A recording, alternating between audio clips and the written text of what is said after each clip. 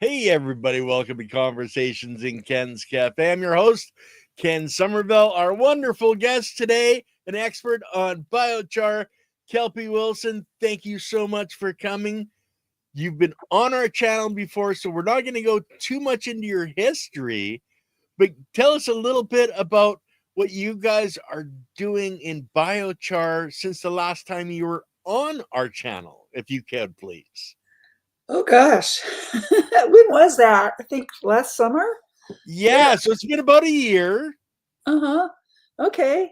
What have I been doing? Well, growing my garden, as Mm-hmm. usual, learning some new things. One of the things that I tried out last fall and doing again this spring is if you grow brassicas and you get those root borers that get in the roots, Mm-hmm. such a Yeah. pain.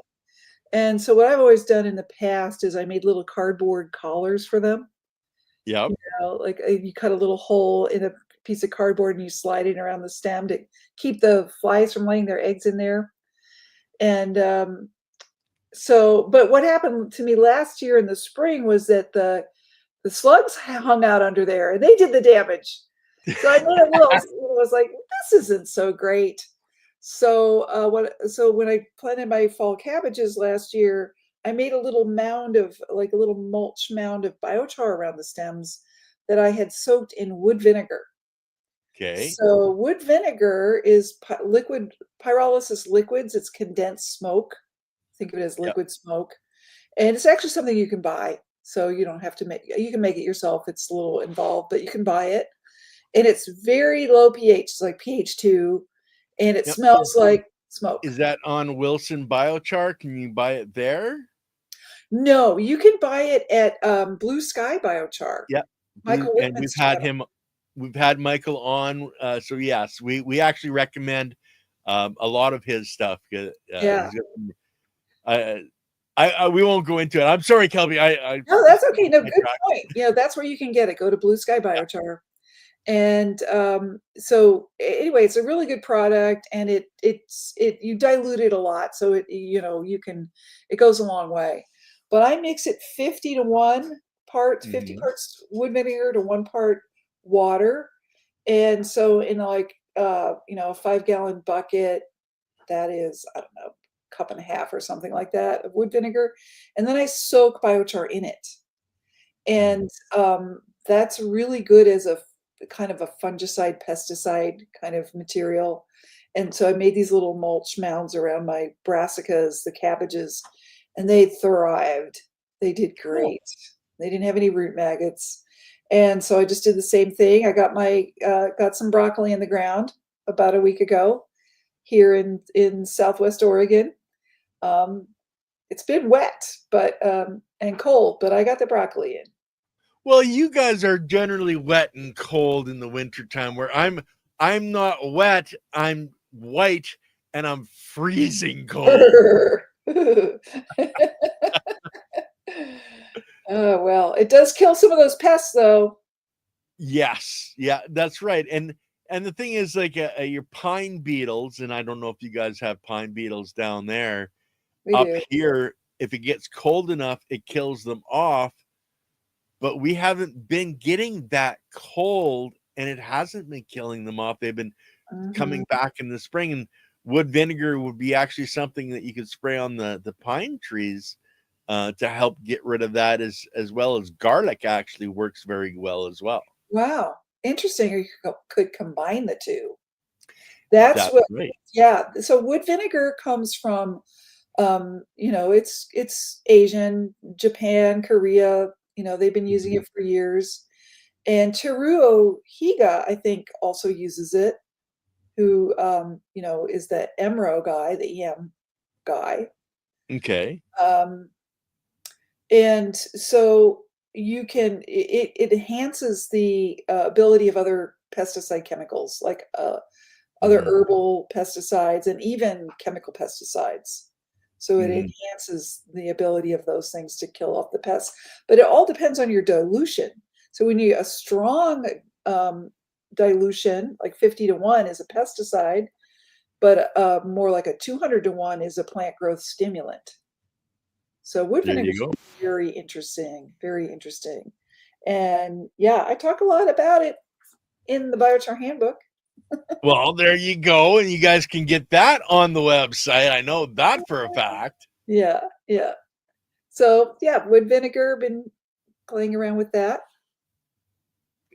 And that's good because people don't understand. Like I know up here in Canada, they used to actually burn the fields every year at the end of the season, and they didn't really understand why in some ways, but they just knew that the next year it was always better.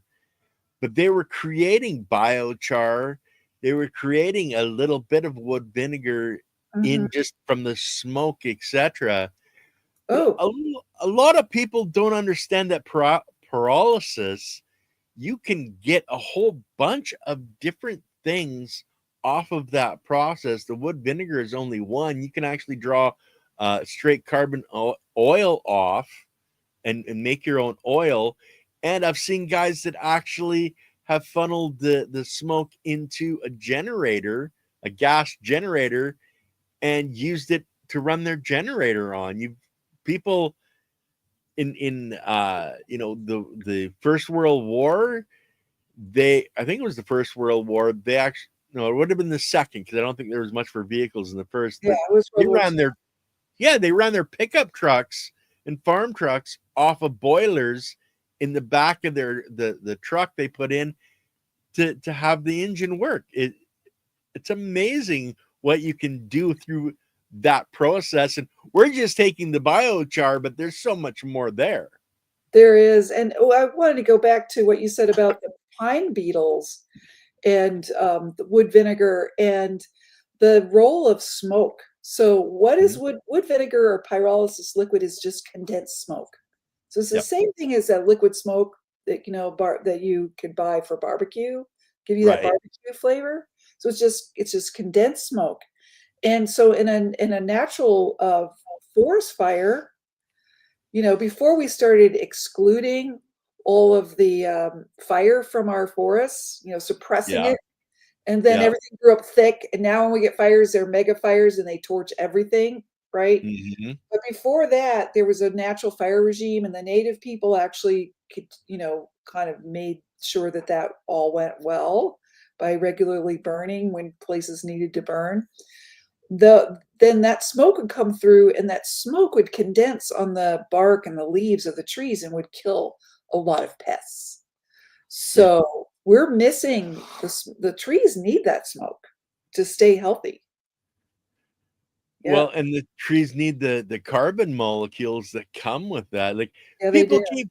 keep forgetting we're carbon-based life forms. All the organic life on this planet is carbon-based, guys. Like, and we're taking the carbon and putting it 1,000 feet underground where we're never gonna see it again.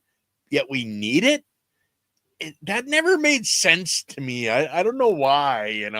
You mean like injecting carbon dioxide in the ground? Is that what you mean?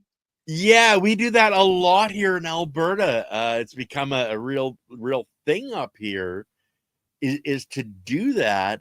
And Hmm. yet we need that. But then, I look at Mother Nature, she's got it figured out because she just pops off another volcano that puts out, more carbon in a minute than mankind has Well, in its lifetime. the other thing people don't think about is CO2. Two of those atoms are oxygen. We're pumping Yeah. oxygen underground. What's that going to do? Yeah, we don't think it through. But nature knows how to do it, and nature knows how that the soils need carbon. Yep. So the forest soils, if you dig down through the layers into the past, you'll find that the top layers are missing charcoal. But if you go down deeper, half the carbon in there is charcoal Yep. in a lot of these soils. So we need to put the carbon back into the soils, you know, Well, in forests and fields everywhere. Mother Nature did it in a really interesting way in the historical clock because she took lignin, which is an organic compound that the biology can self-sustain on. The first round in history, she made oil out of that lignin. Mm-hmm. And then as the biology developed and could use more parts of the wavelengths coming from the sun, she made coal. So what we were supposed to be going into now, well, we've screwed up our biology so bad right now. I don't think she's going like, what am I gonna do with you guys now? But that's why we're here, because we're gonna fix the damn biology on our planet.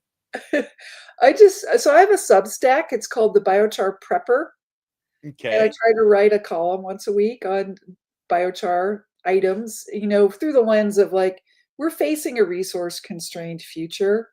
How can biochar help us in all different ways, parts of our life? And so I Mhm. just published one last night, called Back in the Black, and Okay. it's about my experience last weekend at a prescribed burning association training. So Okay. there was like 85 people there from all over Oregon. There's more and more of these prescribed burn associations springing up, and it's just people who want to put good fire back on the land. And then we Mhm. make a lot of biochar when we do that. So it's very exciting. And I called it, our carbon debt. We owe Mother Nature a carbon debt. It's time to pay off that debt and put the carbon back in the soil. I like that. I like that. And people wouldn't be worrying about carbon if that's how we used it. If it was going back in the soil where it's supposed to be. Hmm. You know, you look at the 20 feet thick topsoil that was in the prairies, in the Mm. breadbasket, for millions and millions of years, and we've almost totally destroyed all the biology and all that topsoil. That was all carbon that was stored there. Yeah, of course we're releasing carbon. We're wrecking the soil. Yeah, that's where it started. Before Yeah. we got to the fossil fuels, we did it to the soil. Yep. But the cool thing is that we can put it back. When I was in school, they always said, "Oh, it takes 1,000 years to build an inch of soil." Like, oh my gosh, we're in trouble. We're losing soil. And we can't, and it takes that long. Well, that's how long it takes for rock to weather. So soil Yep. has different constituents. It's got minerals, and it's got carbon, organic matter. And so yeah, it takes that long for rock to weather and make Mhm. soil-like substance, but we can put the carbon back way quicker, Oh, right? a season. Yeah, with cover crops, with managed grazing, Yep. with biochar. Yeah, so that's exciting to me that we can do that. Well, it's so amazing that we're finally getting to the point where, we can help Mother Nature instead of harming her. Hmm. Once we know the principles and really understand what we're doing and why we're doing it. That's where I've always been a why guy. I want to know, why does it work this way? Okay. Why? What the heck is going on? Well, and actually, I guys, before the show, Kelpie and I were talking, and I mentioned that I had a theory on where biochar came from, and I'm going to present that theory and see what Kelpie thinks of it. Now, back we, if you go back in the history of biochar, everybody bases it from terra preta, which is the soil in the Amazon, where when they found this soil, it was the richest with life that anybody's ever seen, and it had a bunch of hunks of carbon in it, biochar that we call now. It had potting, shards in it, etc. Back in the day, when I watched a whole bunch of documentaries and YouTube channels that were talking about biochar, etc., they always talked about when I can't remember the Spanish guy's name, his you know representation of everything when he went through in his captain's logs, and the cities of gold with more than 1 million people in these cities when Hmm. he was going through the Amazon. Yeah. Now, being a crazy guy like myself, I know that if you have in the military a latrine, you put charcoal because it takes the smell away. If you're growing cannabis indoors, one of the things you put in is a charcoal filter for taking the smells away. you've got a city of 1 million plus people, and you've got human waste. What do you do with that? Well, you take it outside of the city, you build a big hole, you throw it in there, and you throw in a bunch of charcoal to cut the smell down. And your night soils are in pots, clay pots. If it cracks, what do? Well, you throw the whole thing in to the pit. Take 1,000 years or so later, and I think you have terra preta. I think you're absolutely right about that. That's what makes sense to me, and I've read a few different papers where that theory is posed for sure. It Okay. absolutely makes the most sense. So just to picture what the Amazon is like, because I did get to visit a terra preta site. Oh, Yes, nice. I did. So this was part of, in 2010, the International Biochar Initiative Conference, and I was working for IBI at the time. So I got to go on this field trip. We fly into Manaus, which is the big city in the Amazon, Mm-hmm. and get on a riverboat and go upriver about 50 kilometers. And the site is actually a farm. So the Manaus is a city of 1 million people or so, and they need a lot of food, and so they're growing it on these farms up along the river on the old terra preta sites. So I got to see the most beautiful papaya trees and orange trees, just lush. And then we visited a site that wasn't farm but had an old orange tree on it that was 60 feet tall. Wow, that's big. Yep. And we got to climb down into the pits and see the pottery shards in there and just, explore the whole thing, walk around on the farm. Pottery shards everywhere popping up to the surface, little bits of char everywhere. And Yep. the site where they're farming is those farms are worth 8 times the value of other farms. Yep. That's how valuable that soil is. But there's also gradations. So there's the terra preta, and then further away from the village sites is what they're called terra mulata. So it's not quite as dark, doesn't have as much charcoal. And so you Mm-hmm. can see how they were formed. It was like, okay, we're going to take it out, that the bucket of waste, or the pot, the terracotta Yep. pot of waste outside the town, and we're going to put it here. And oh, the town's growing, or we're farming those fields now. They're full. We have to take it a little farther. So they would Yep. like build out these soils from those sites. And the terra preta is not like one big site. It's along Mm-hmm. the high river bluffs. So the pattern of life in the Amazon there was like the cities were like a linear city along the edge of the river. So it wasn't like one giant city. It was like going along I-5, or one of the big highways in our Yep. countries where you just have developments all along the highway, right? And so that's where the people lived, on the high river bluffs, because it floods a lot. And Yep. And so they made it flood. They built dikes and dams to make that flood, because that flooding was how they got the water to raise their crops. okay, I'm not aware of that part, but Okay. Yeah. so in the low areas where it would flood, because sometimes a year there's just so much rain, it would flood. That's where they would do their fishing and so forth, and they would all have to be up on the high bluffs. But Yep. in the drier season, people would spread out more and do more hunting and fishing. So Yep. they grew the crops on the high bluffs, and Mm-hmm. yeah, and so not only would they have human excrements, but they'd have all their cooking waste. Yep. And And animal waste. right, and the other thing is that it's not just in the Amazon where this was done. Like if you look outside of medieval walled cities, Yep. you have what they Yep. call kitchen middens, where everybody threw their organic waste, right? It's Yep. the The town. mizzen pit. Yep. Yeah, and you had cooking fires, and you always have ash, and it would always be a little charcoal in there, and Mm-hmm. you use that to deodorize the stuff because you're not walking out there every day. You have to keep the pot in the house till it's full. You don't want it to stink so bad, so you keep putting char and Yep. ash in it. And the same thing with the night soil in Asia, same thing. And so it all ends up going out in the field, and there's ash, which is mineral nutrients, and bits of char. So Mm-hmm. in all over the world, you would find areas of these darker soils. It's just that in the Amazon, is really obvious because the native soils are so poor. Yeah. And because everybody was really concentrated on those high river bluffs. Yeah. So it really shows up there. And they've been doing it for a long time as well, thousands of years in those same Yeah. places.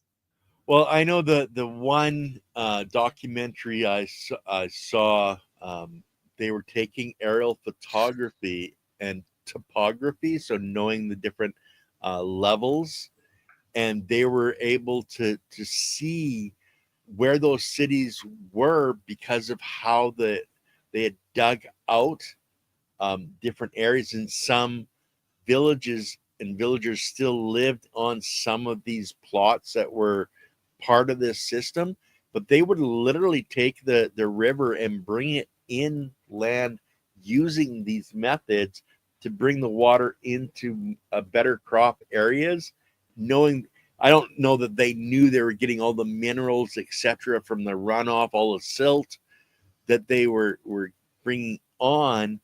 But yeah, this is something that it was one of the later documentaries, but it wasn't so much about the Terra Preta as it was about how the cities and that were formed and how all of these infrastructure was actually still visible, but only from the air. Yeah, I got to see some of those sites. I didn't know they were for water. They called them geoglyphs. Mm. So it was in a different part of the Amazon, and they're just big geometric shapes, like squares and circles. Yeah, So no, that's not what I'm talking. I'm talking they would build, like say from Portland to where you live, they would build a dike huh. so that they could direct the flow of the river when it flooded, and then they would have water, say a quarter of a mile or a half a mile inland for their crops, away from the river, because they'd put these in, and they, when it flooded, they would close it off, and then they would be able to save the water for their crops. Well, that's the really amazing thing is that, Europeans showed up here and they apart from that one group that came down the river and saw the people, Yeah. our diseases came and wiped everybody out. Yeah. Just about, terribly tragic. But there were probably more people living in the Amazon before Columbus than there are today, or about the same. It's about 20 million people. And Yeah. and 100 years after Europeans showed up, there was no indication that there was any kind of civilization in the Mm. Amazon. It was isolated tribes because their whole social system had been disrupted by the plagues and the Yeah. diseases. And so they couldn't maintain everything anymore. So they just became isolated tribes. And then there was nothing left that you could see. And now we can see those earthworks, but Yeah. the jungle just grew over everything. So nobody had any clue there was any kind of civilization there. Unlike, Egypt or somewhere, or, where they have, or England, where you have Stonehenge and these rock monuments. There were Yeah. no rocks. So there were no That's not stone. something you have in the Amazon rainforest. And in a rainforest, how long does it take for a log to break down? And that's what they were building out of. That's Yeah. what they had. The So only thing yeah, that was left was the pottery, yeah. which was amazing, apparently. The pottery was very sophisticated. Yeah. Well, and I'm not sure if it was Cortez was the first guy that went through there, but yeah, was describing cities of like million plus people and cities of gold, Mhm. which now thinking about it, we think might have been the wheat fields, the golden wheat Oh, fields. yeah. It could have been propaganda. Well, yeah, and he got paid by the king to go down. Yeah, yeah. He Oh, had to, there's gold there. Yeah. yeah. Send me back. I need funding. Well, yeah, exactly. And how many people through the since that time have made movies about going to the Amazon in search of the golden cities, and Right. it's people get trapped into a narrative that maybe that wasn't what he had meant at all when he wrote it, and told the king, well, that no, it's not gold, it was food. But that never came down through history. Yeah. There's some lessons there for sure. Yeah, yeah. Well, Kelpie, one of the things that you work with other than biochar is you help people understand why that they should be doing or creating biochar. Can you tell us a little bit more about that side of your, I don't know if it's your business or just your passion, but how are you going out and helping people? You mentioned the prescribed burns. Hmm. So I've been a consultant. We're in biochar for since 2012. Before that, I worked for the International Biochar Initiative, and I was Hmm. mostly doing communication. So I got into this really as a writer and a journalist when I first heard about terra preta, and I just was fascinated. So I got into it and doing communications, and I have a background in science. My degree's in engineering, so the pyrolysis part of it I was really interested in originally most. Yeah. But I also grow a big garden, so I was interested in really in all of it. So it's been so fun because I got to explore my engineering, tech side about making it, and then also the gardening, food, health side of using it. Hmm. And so right now, what I do is I manufacture and sell the Ring of Fire biochar kiln. Yeah. So because originally I was just like a lot of people, we were just experimenting. Can we make biochar in a tin can? Can we make it in a 55 gallon drum? Can we make it in? I started making these like cone kilns, these little small kilns, Hmm. like a backyard fire pit. Can we make it in a bird pile? And it was always like more, more, more. I want more. Like, I want to experiment. I've got a field to experiment with here. So I came up with the Ring of Fire kiln, which can make a couple of yards at a time in a few hours. And of course, also since I'm in the forest here, we have burn piles because we're always thinning out the woods. Yeah. And um, so there's a lot of material to work with, and we got to get rid of it. So the Ring of Fire kiln will consume about 10 burn piles, standard hand size burn piles, and it'll make 2 to 3 yards of char. And so I started going around and just teaching workshops, teaching people how to do it and selling the kilns. And Hmm. um, and then I've always been active on the research side as well. So documenting what I'm doing always and working with the Forest Service. We just completed a 100-page general technical report on all the different ways of making biochar in the woods from forest slash. Oh, Very nice. detailed. Hmm. And so that's out there. And I do a lot of presentations like this, a lot of workshops. I just finished a 9-week course with regenerative living online, and we had 80 students there. And that's going to be, they're working on it now, but it's going to be available as a self-paced course. So it's 9 sessions, and I kind of go through all the material in my book, the Biochar Yep. Handbook. Yep. And there's a lot of question and answer, and that was a great experience. A great, just spreading the word. That's what I'm doing since I first heard about biochar in 2007. And you And haven't stopped talking since. no, yep, yep, yep, yep. But I I'm also, not going to say anything. My wife will hit me with a frying pan. Okay. uh-oh. Good idea. Discretion is the better part of valor. Exactly. And knowing when to duck. Okay. When you say something and you know you're going to get it, start running first. Okay. Smart man. That's why you survived this long. I think we've been together, close to 40 years now. Yeah. Fantastic. We got to know each other. We were friends for 5 years before we ever got together. So we knew our good side and our bad side before we hooked up. So it was always accepted right from the start. Nice. Yeah. I got lucky. I really did. I got lucky. That's great. Yeah, I've been with my husband since 1990. Yeah, it's There good. you go. Yeah. And it's so nice when everything just meshes, the way it's supposed to.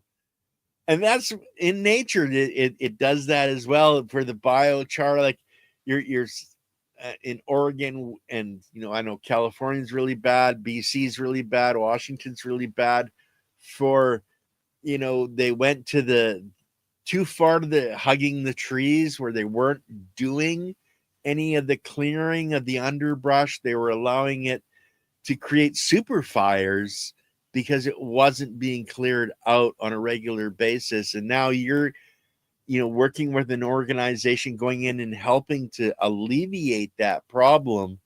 Your skill of teaching and letting people know what's going on is really helping the entire West Coast, because once somebody learns this, it's hard to unlearn it. Yeah, and the idea that we can get value out of this stuff that's like it's a waste, it's a problem.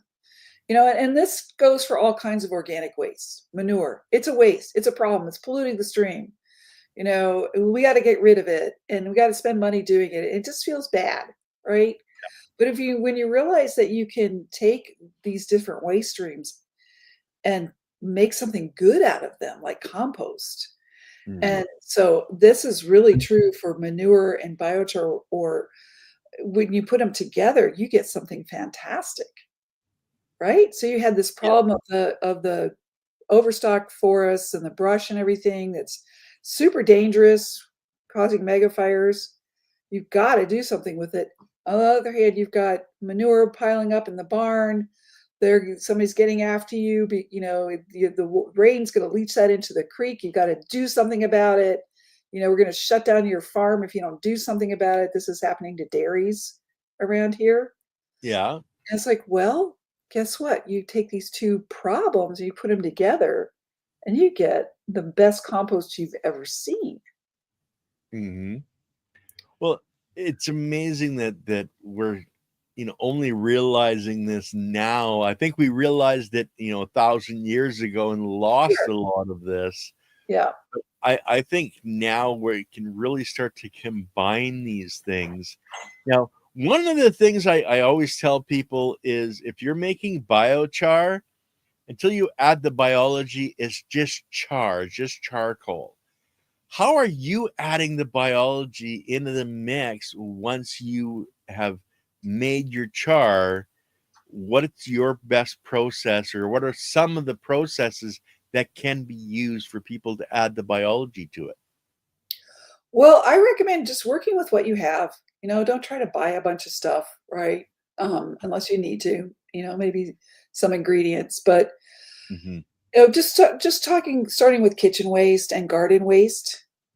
Let's start with kitchen waste, and also something like urine, which is, or you want to put it into the drinking water and make it go through a water treatment plant or a septic, or do you want to use it in your garden? It's very valuable. One person's urine has enough nutrients to grow all the food they eat in a year. So, you 5-gallon buckets. I need to buy stock in 5-gallon buckets because I need so many of them. So I've got one. So in my kitchen waste, I'll have a little container, right? And on a daily basis, I take that out and I put in a 5-gallon bucket, and I put a handful of biochar on it and a handful of bokashi, and I mash it down with a 2x4 to get the air out of it. And I keep going with that until it's full. And what I end up with at the end of after a couple of weeks, is a bucket full of pickled kitchen waste. Yeah. So the biochar is starting to get charged in there, and the odors are controlled because of the biochar and the bokashi. And thanks, Happy Dirt Dude. And so you got this pickled kitchen waste. And then what I'll do is, if it's in the middle of winter still, I might dump it into a bigger barrel, like a 50-gallon barrel. And then I'll have a whole barrel full of fermented kitchen waste. Yeah. And then in the spring, when I build my compost pile, I'm starting to get the grass clumps and the weeds out of the garden. And I'll build the compost pile. I'll start with a layer of biochar on the bottom, and then I'll put in some weeds, and then I'll put in another layer of biochar and also some minerals, because my soil is low on minerals. And then I'll dump in some of that fermented kitchen waste, and I'll just keep layering it like that. And then I might also have some buckets of similar 5-gallon bucket that's been used as a urinal. So with Yeah. that, you fill the bucket with charcoal, and then you just urinate in it until it's full and very heavy, with liquid and biochar. And I use a bit of bokashi in there as well. It really Mhm. helps with the odors. Yeah. And so I'll layer some of that in and just keep going with, greens and browns and blacks, basically. And with what happens with that fermented kitchen waste is it breaks down instantly in a compost pile. So you Yep. look at it and you're like, I still see that apple core there, because it's Yep. pickled, right?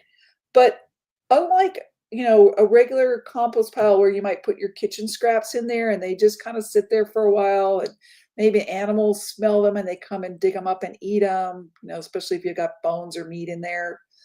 And it just, and if it's not right in the center, it can start dehydrating on the edges, and it just seems to take a while to break down. This Yep. breaks down instantly, and then it's full of worms at the bottom, and it makes compost in about, less than 6 months. Yeah. It's really good compost. I had my compost tested at Ward Labs, which is they test for they do the PFLA analysis, Okay. uh, or PLFA. It's the Yeah. lipids. So every kind of bacteria and critter has a different lipid in its cell wall. And so Mhm. they can get like the categories, of different kinds of bacteria, and then the other microfauna, like the predators, the nematodes, and so Yeah. forth. So they can give you an analysis, and the fungi. They can give you an analysis of how much life is in your compost. And I did that, and it's off the charts. Yep. And this is really simple compost pile. I don't even turn it. I might Mhm. turn it once just to get the outer parts on the inside, but because the biochar holds air in there, so it doesn't get dank. Cool. Yeah, so that's how I do it. And if I have manure, sometimes I'll get a load of goat manure from a neighbor, and then I'll just mix biochar into it right then and there. Mhm. So basically, once you've cooked it, you're adding it in using the bokashi, which is, your EM1, um, effective microorganisms in there. Are you, monitoring temperature where you're taking it up over the, 120, 150, or is it more of a cool compost? But it is taking you, 6 months before you're using the biochar in your garden and that material in your garden, though. So when I first got started, I was impatient, and I didn't want to wait for it to go through the compost. And so what I did is I just used Yeah, the I girl. used the urine. And that's great, you know? Yep. That doesn't take long at all, just as long as it takes you to fill up a bucket of urine, and it's ready to go. And be a little cautious. Urine's generally sterile, but you wouldn't want to use urine from somebody who is really ill with sepsis. Yeah. Yeah. Yeah. And it could possibly be some pharmaceuticals might remain. I don't really know about that, but anyway, I've just used that right in the garden, and it's great. It's a powerful fertilizer. You could also soak your biochar in a fish emulsion, Mhm. or a manure tea. All that is all going to help. You don't have to wait for it to go through the compost. Part of the reason why I like to compost it is it helps the compost. Oh, yeah, big time. It makes the compost so much better and so much quicker and easier. And as far as getting it thermophilic, I have done that. And Mhm. you can, that's how I started out. And I would do experiments, to figure out how much char I could add.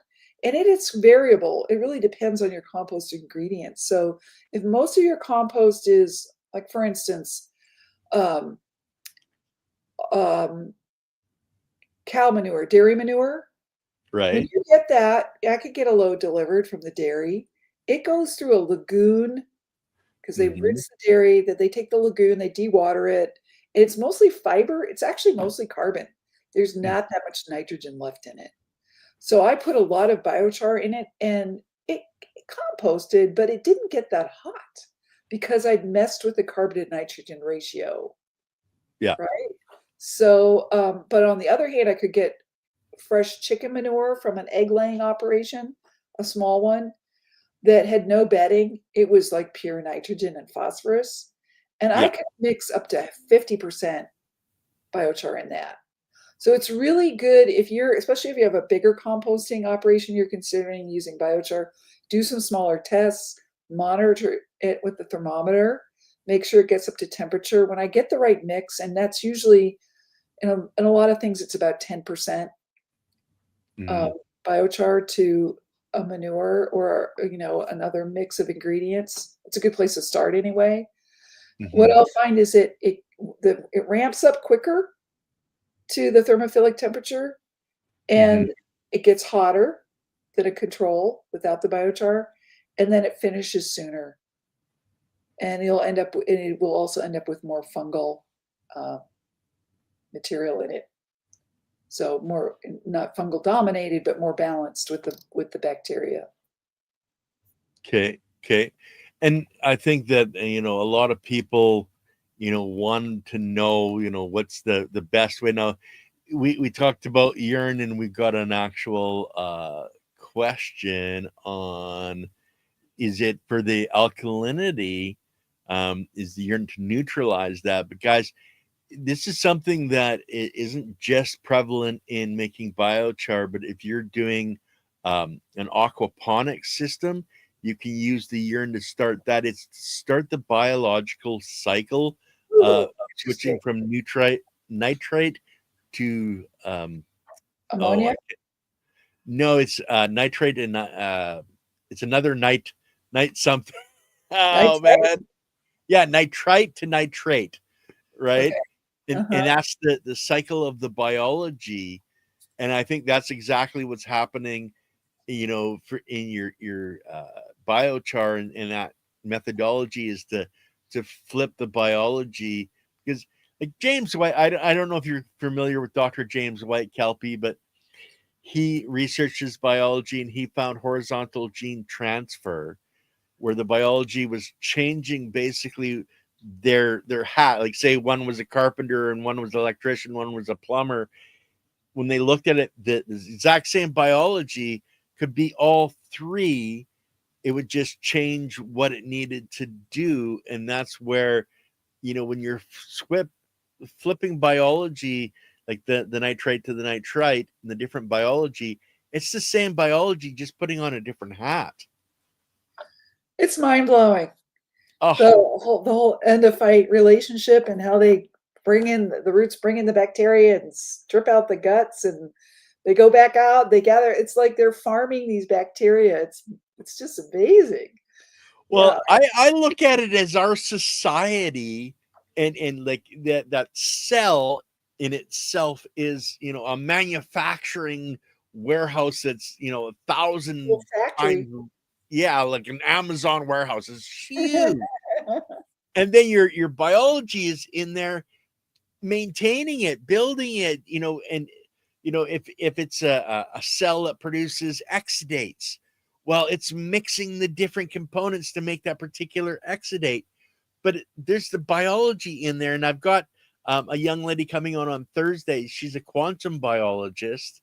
She worked in a quantum biology lab, so we're going to talk to her about how small the biology gets. It's inside the cell doing all that work. Wow. Wow. Oh, I should watch that. That sounds fascinating. It's on Thursday. Okay, we'll check it out. Yeah, I've got so much to learn. What can I Oh, say? you and me both. That's one of the reasons I started this channel, is so I could learn too. I can reach out to Kelpie Wilson, go, Kelpie, please come on and teach me. So we do have some more questions. I want you to look at. They made biochar from bones as well, didn't they? And he was talking this when we were talking to the Amazon. I'm sure they did. A lot of people have made bone char. So, there's a lot of biochar history in Europe as well, even in the 19th century. And I write about that in my book. You can go on Google books and look at these old agricultural journals Hmm. and look. put in charcoal, because they didn't call it biochar then. Yeah. Charcoal and agricultural, you'll find all kinds of stories. And bone char was very valuable because it's a source of phosphorus. Mm-hmm.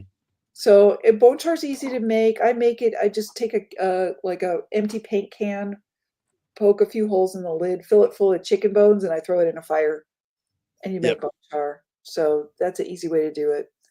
But I actually wanted to address this question too about the urine to neutralize the alkalinity and the Okay. Yeah. alkalinity of biochar. So that's the one thing you really need to be aware of when you use biochar in your soil is alkalinity. Where I live in a forested area, our soils are acidic naturally, so I don't have to worry about it. Mm-hmm. Like people, yeah. Anyway, we always need to lime our soils anyway. But I had the experience of working up in the Cascades where I just assumed the soils were acidic. And no, this particular farm was on an alkaline clay. And Okay. compost tends to be a little alkaline usually. And so I added biochar with their compost to a garden bed and it did worse. And I was like, Mm-hmm. "Oh, I'm so sorry." They were growing arugula. It wasn't that big of a deal, but Yeah. uh, and it was only a small area. But anyway, I learned then you really need to make sure know your soil pH, number one. If it's Mm-hmm. acidic, you probably don't have much to worry about. If it's a little alkaline, then use bokashi and EM1, you know, and that will straighten it out. Ferment it. Also, even just when you combine it with manure and high nitrogen source, that will tend to balance the buffer and balance the pH to neutral. Mm-hmm. So just, it's really easy to test pH. Get some of those pH test strips. I use Yep. that rather than a meter because the meters need to be calibrated and they can Yep. be expensive. Buy a high quality pH strip, not the cheapy ones. And you just take a jar and you put like 3 to 1, 1 part biochar or soil and 3 parts deionized water. So that means pH neutral water. Mm-hmm. Bottled water is usually deionized. Shake it up for a minute, let it sit for a couple of minutes, and then dip your test strip in it, and then you'll know what you have. So that's the number one recommendation I have for people when applying biochar to soil is know your pH. And know what you're growing in that plot of soil. Is it a plant that likes a high pH or a low pH? That you can consider that as well Mhm. in what you're planting. But there's soil charts, guys, online where it actually shows you your soil type in your area on a global scale that they've been doing testing. I can't remember off the top of my head what it's called, but it was brought up on one of our shows where you can actually it'll tell you by your address what your soil in your area is actually probably going to be.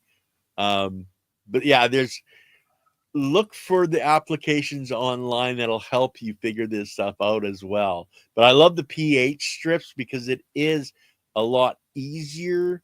And like as you said, your normal pH meter, you're calibrating it. If you didn't calibrate it that week, you can get false readings, etc. So yeah, the strips I think would be, like you said, a lot better, especially in the field. Yeah. Yeah. So, can you use horse manure? We were talking about the different manures. Mhm. Now, are you worried about anything? Because horses get a lot of shots more than cattle do. Are you worried about any of the shots coming through, the chemicals being added into the horses? Well, maybe the deworming chemicals. I don't know about other shots. I really don't. But Okay. the problems I've had with horse manure and why I hesitate to use it is two. One is a lot of times they're fed hay that could be sprayed with clopyralids, which are, herbicides that that don't hurt the horse apparently, but they will hurt your plants. And Hmm. so those they can stay in that horse manure for a long time, and it happened to me. And I was able to fix it with biochar, but it took Good. a season. took a season, but the biochar helped that break that down. But I had stunted plant growth where I applied Mhm. that horse manure. The other reason is that hay usually has a lot of weed seeds in it. And so I got bindweed infestations from that too, which is a terrible weed. Mhm. So I think with horse manure, I would want to compost it really well. Or what I do is I just make a tea out of it.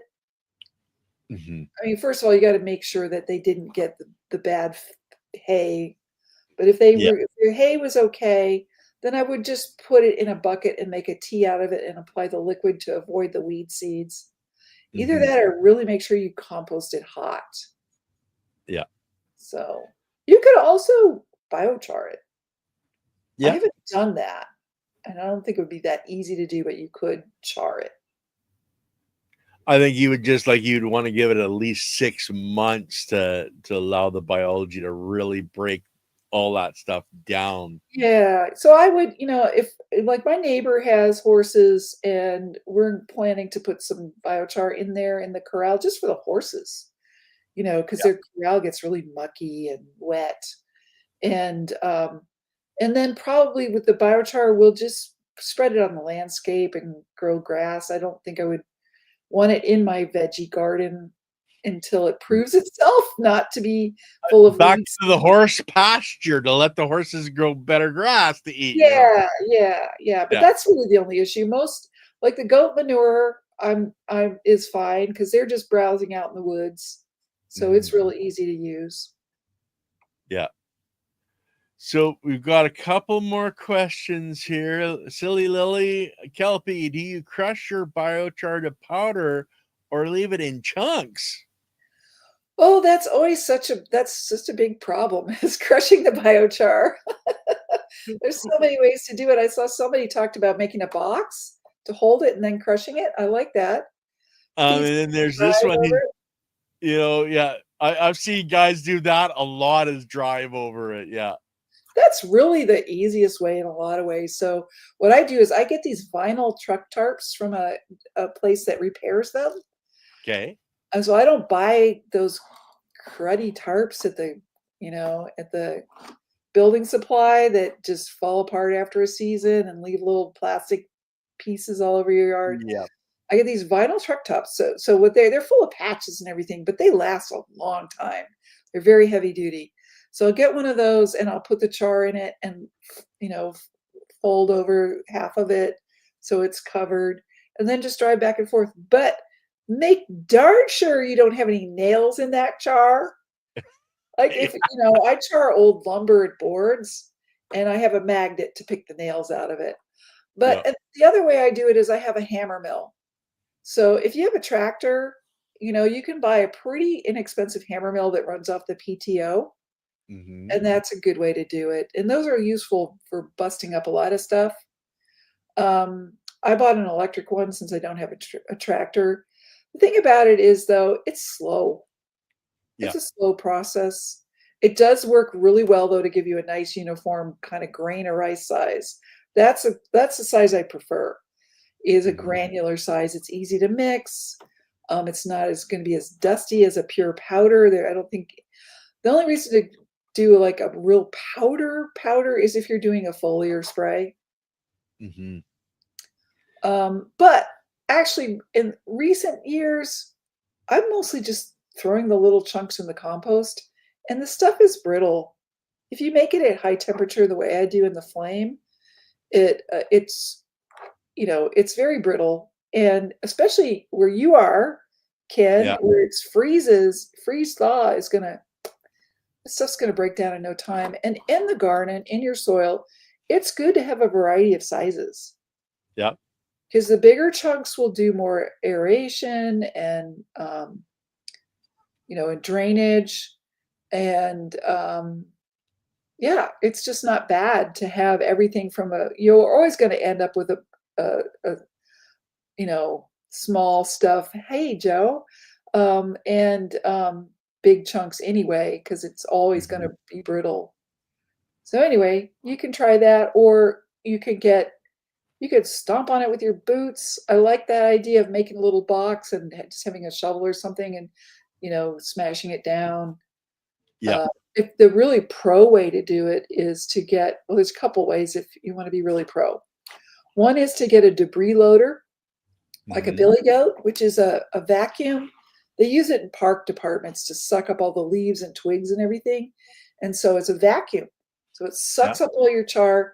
It throws it against an impeller that smashes it up, and then it goes into a bag.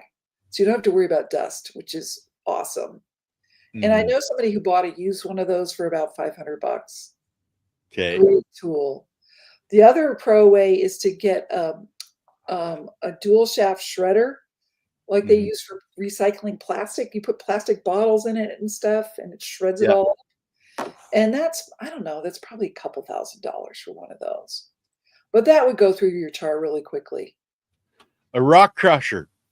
Yep. A rock crusher too. I looked at those. A jaw crusher. I Yep. haven't gotten one, but that might work really well too. It's overkill, of course, because, but that's okay. Probably go through the char pretty quick. And there's Joe again saying, Kelpie, you're the Yay! best. No, Joe, you are. Thank you. And guys, Garden State TV, he's on I think Sundays. But yeah, check Joe out. Great guy. Well, I've been trying to get him on the show.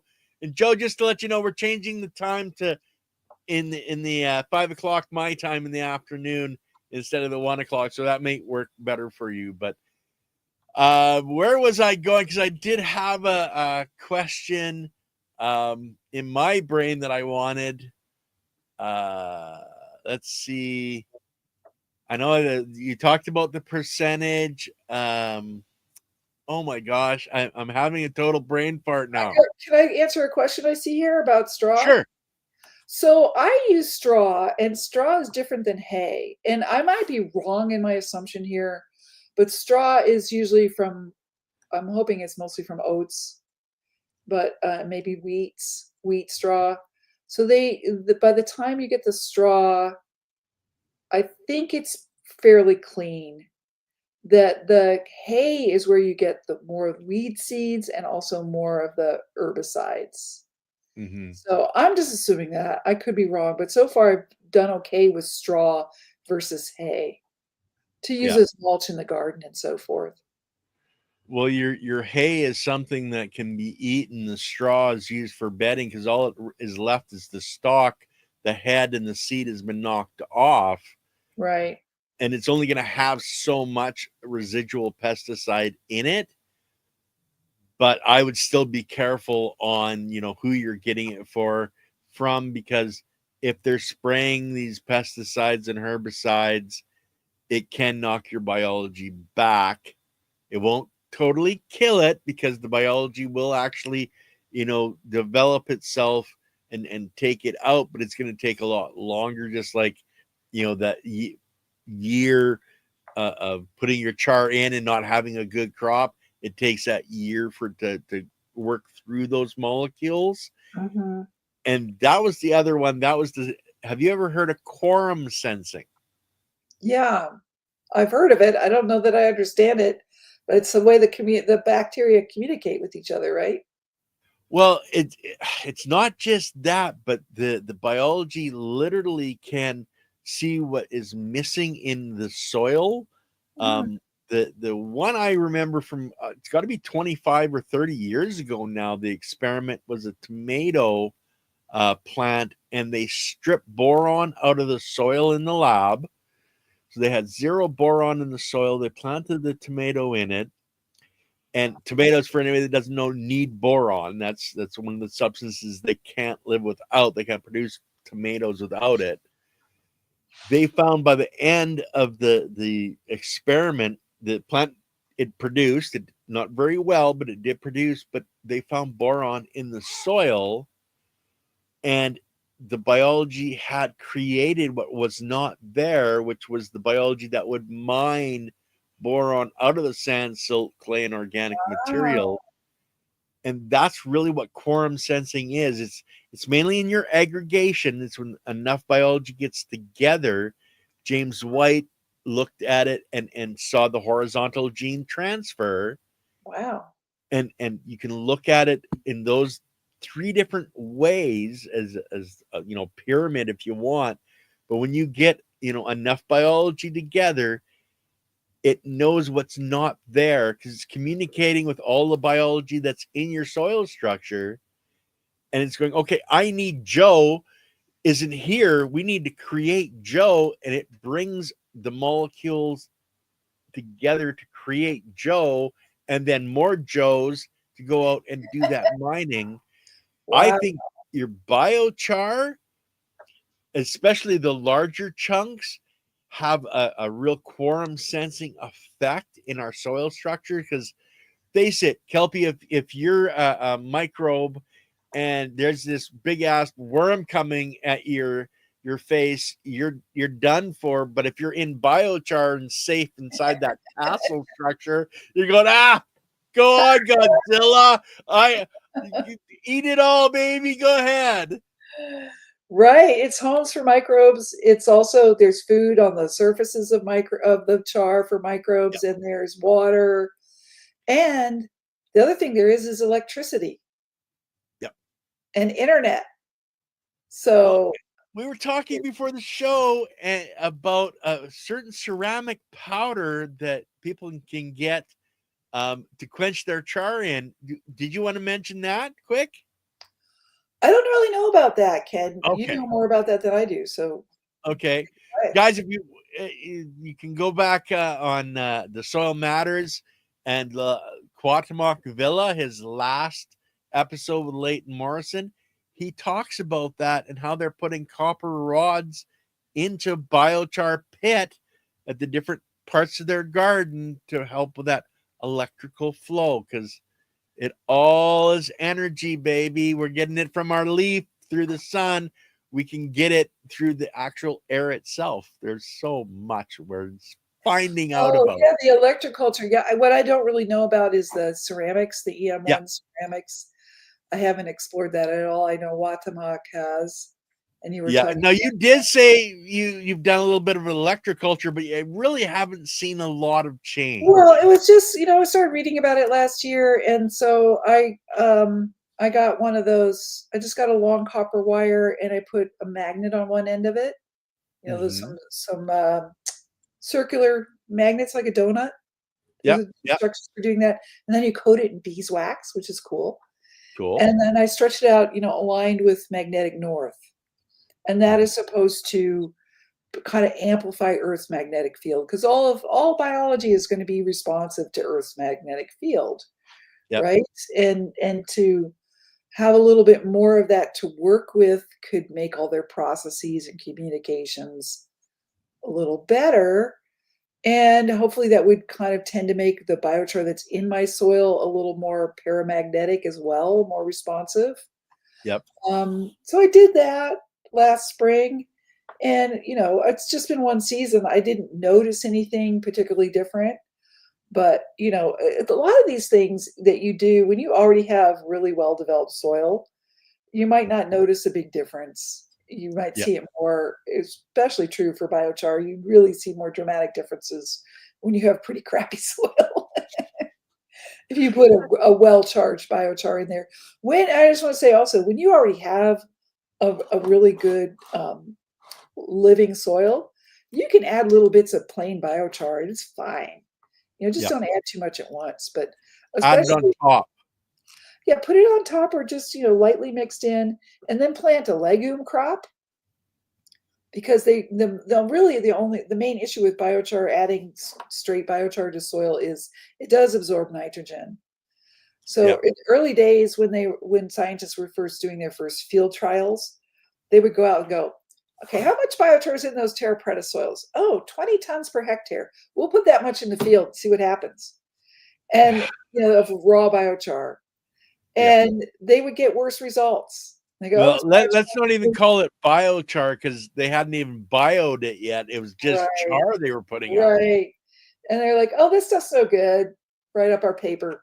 Bad, Yeah. wrong, no. Then they come back the next year to the same field and plant another crop, and all of a sudden, oh, this field's doing really well. These biochar plots are now doing really well if we just give it another year. Yeah. Well, it's like putting wood chips raw wood chips into your soil, don't do it. Okay. You can put it on top and let it, digest into your soil, but you mix it in, it's stealing all that nitrogen. It's the same with the biochar. People just like, come on, guys. Yeah, whether it's cooked or uncooked, it's doing the same thing. Well, there's actually two things that are happening, if I could Okay. explain that. So with biochar, you've got the stable component, and then you've got the labile or the degradable component. And Okay. especially the lower temperature biochars will still have a lot of oily, tarry stuff in them. And so Okay. that's the part that microbes will go, oh, look at all this carbon. Let's go to town. Let's party. Now we need some nitrogen because we have nitrogen too. And Yep. that's what if you had sawdust or wood chips, that's what happens. Like all of a sudden there's a lot of carbon. Now we need a lot of nitrogen, and we're going to party, and then we're going to die and everything will be fine. But for the plants, that first part's not so great. Biochar has another way of working where it's got all those pores Yep. and surface area, and it will hang on to nitrogen. That's what happens when you put it in manure. So that's Mhm. the stable component that doesn't break down. That's permanent homes for microbes, and that will hold on to nitrogen, which is great because then it's not leaching out of that manure. And that can also, if you just put that in raw in soil, it can also kind of take up some of the nitrogen that would have been available and make it temporarily unavailable. So all these problems, though, all it takes to solve them is a little bit of time, and maybe just putting it through your compost first, so that it can all take place in the compost and not in your That's what soil. I would recommend, or, and like, okay, guys, I'm coming out of winter. I still have a little bit of snow. If I had to put raw char on my garden beds or my flower beds in the fall, the time this spring thaw comes, they would have been charged up over the winter and early spring to help. So you can do this stuff, set yourself up for next year by adding the stuff at the end of this season. Yeah, so you want to just add a little bit at a time, within your other processes of organic management. And then at a certain point, you might get to the point where you can't add any more. I'm probably almost at that point in my garden now. The beds are black. So I don't know what I'm going to do because I can keep using it to manage my kitchen scraps, right? Yeah, yeah. Um, but also my soil's growing. My garden beds are overflowing. Mhm. So, I guess I'm going to just have to expand the garden. There you go, and you just keep growing more stuff and just give it away to the neighbor lady, okay? Yeah, that's right. That's right. So we're over an hour now. I don't know how much time you have, but I try to keep these shows around that hour and a half mark. Um, you've written this book. I think a couple of 3 years ago, if I remember correctly. Are you doing Oh, an it updated? just came out last summer, Oh, 2024. okay. I thought it was older than that. Oh, No, maybe it's that's just my fresh, brain. fresh out of the kiln. Fresh out of the biochar kiln. In your book, do you show all the different types of methodologies to make biochar? Because like you've got a tea lud, you've got different style or different ways. Are you covering all those different ways in your book? I'm covering all the backyard, low tech Okay. ways. Yeah. I'm not going into all the industrial ways, but I do kind of just explain them all so you Mhm. have an understanding of different ways to make biochar. Yeah. But I talk about the flame cap kilns, and I have guidelines for how to make your own and design principles. So Mhm. a lot of people have stuff lying around in their yards that could be used, like an old truck bed, Yep. or a trailer, a grain cart, a water tank. You just cut it in half. You've got a flame cap kiln. I talk about how to make it in a burn pile. You don't need any equipment at all if you manage your burn pile correctly. I have some directions for making little cook stoves, and Mhm. also for a bigger tea lud. There's some things that work really nicely in a bigger tea lud. Yeah. So it's all in there. And guys, TLUD stands for top load updraft, by the way. Yeah. I know we have a tendency to throw out acronyms all the time, and I try to remember to, tell you what they actually are, but it doesn't always work, but I try. So, Kelpie, you said you're doing courses, etc. You just finished one. Do you have anything coming up where people can learn from Kelpie Wilson? Well, just podcasts like this, and the course is available as a self-paced course. Mm-hmm. So I just finished it a couple weeks ago, and so they're kind of repackaging it, and they do a nice job. It's called Regenerative Living Online. They have a Okay. lot of really good permaculture courses. It's run by Javan Bernankovich, and he's a real pro. So he's got some really good courses that are about permaculture techniques, and so it'll be available. And it's self-paced, and you can get into it anytime. There's a fee Cool. to get it. Yep. And I'm teaching. I have various demonstration workshops, but if people want to connect with the community of folks that are making biochar on site, either for forestry or farming, we have an organization we're starting called biocharonSite.org. Oh. And we meet once a month. We have a little Zoom call like this with our network. And so that's the first Wednesday at noon Pacific of every month. And so Now, how would somebody access that? Would they go to your website, Kelpie, or they would go to biocharonSite.org. okay? And you can sign up. They can sign up for a mailing list, and they'll get the notifications about the meetings. And we're really trying to. So in my conception of biochar, there's three kinds of biochar. There's industrial biochar. People build a big plant that costs millions of dollars. They get a waste stream from somewhere, and they make biochar and they sell it, to farmers or whatever, retail it, whatever they're doing. Then there's what I call subsistence biochar, which is what I'm doing when I'm making biochar in my backyard and growing my garden with it. And there's a lot of interest in that and really want to support that. And so that's part of what Biochar on Site does. But then there's biochar as a service.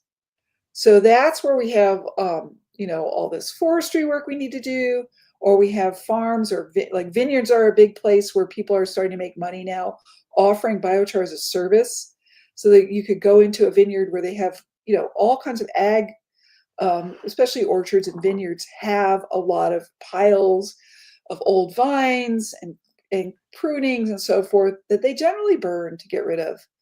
And so a lot of these farmers are now interested in hiring somebody to come and do this for them and leave them with a pile of biochar. So these are service providers, and that's the main focus of the Biochar on Site group, is supporting our network of service providers and helping them, become professionals to do that work. Now, I know that in my study of biochar, a lot of the English, they literally have a caravan or a truck that goes around. They load up and cook off. Is that what you're talking about? Are you a mobile biochar, service like that? Is what you're talking about? Really? Well, it's not that kind of technology. It's the ring of fire kiln. So it's using the flame tap kilns. Yeah, and also there's some bigger machinery. It's called an air curtain burner. So that's usually used to process much bigger material, but that's happening too. But this is something anybody can really get into. We have a lot of arborists, people, tree service people who do it. So it's like an alternative to chipping. So instead of running a noisy chipper, making a lot of chips, which, chips are good, but biochar is better. Or the combination is good too. Yes. Yeah. Well, and remember, guys, if you're getting fresh char, you have to add the bio to it, which is that composting, etc. That's right. So, Miss Kelpie Wilson, Thank you so much for coming in and sharing your knowledge and understanding with it. It's been an amazing journey today. Well, Ken, thanks for inviting me. I always love talking to you. And, the back and forth is really interesting. I learned stuff as well and love to get the questions and comments from people. So, yeah, it's been great. Thank you. Great. Now, stick around, guys. I'm going to end the show. As I said, tomorrow I'm on with Andy Lopez. That's our normal Wednesday night show. Thursday, I have the young lady who was the quantum biologist in the lab coming on. So that'll be an interesting conversation. And there's more coming up, guys. So stay tuned. And you guys have a wonderful day. If I can get my mouse to work now.